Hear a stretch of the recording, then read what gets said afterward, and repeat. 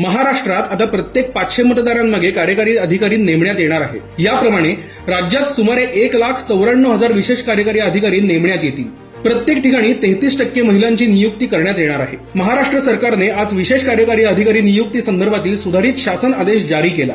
त्यानुसार राज्यस्तरावर महसूल मंत्री चंद्रशेखर बावनकुळे हे या समितीचे अध्यक्ष आहेत। जिल्हा पातळीवर पालकमंत्री सदस्य व जिल्हाधिकारी सदस्य सचिव म्हणून ते काम पाहणार आहेत। चंद्रशेखरजी म्हणाले की हे विशेष कार्यकारी अधिकारी शोभेचे पद असणार नाही, तर त्यांना 13 ते 14 विशेष अधिकार देण्यात येणार आहेत।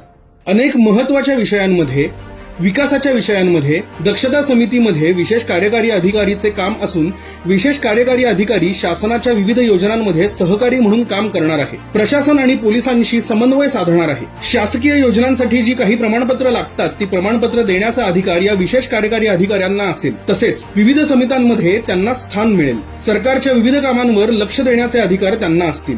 आतापर्यंत प्रत्येक 1,000 मतदारांमागे एक विशेष कार्यकारी अधिकारी असायचा, मात्र आता राज्य सरकारने नवीन GR काढून प्रत्येकी 500 मतदारांमागे एक विशेष कार्यकारी अधिकारी नेमण्याचा निर्णय घेतल्याने मोठ्या संख्येने विशेष कार्यकारी अधिकारी राज्यात नेमले जाणार आहेत। लवकरच प्रत्येक जिल्ह्यातील निवड समितीच्या माध्यमातून नवीन विशेष कार्यकारी अधिकाऱ्यांची निवड व नेमणूक केली जाईल। या पदावरील नियुक्तीसाठी किमान 10वी उत्तीर्ण असावे लागेल। तसेच वय 25 वर्षांपेक्षा जास्त आणि 65 वर्षांपेक्षा कमी असावे लागेल।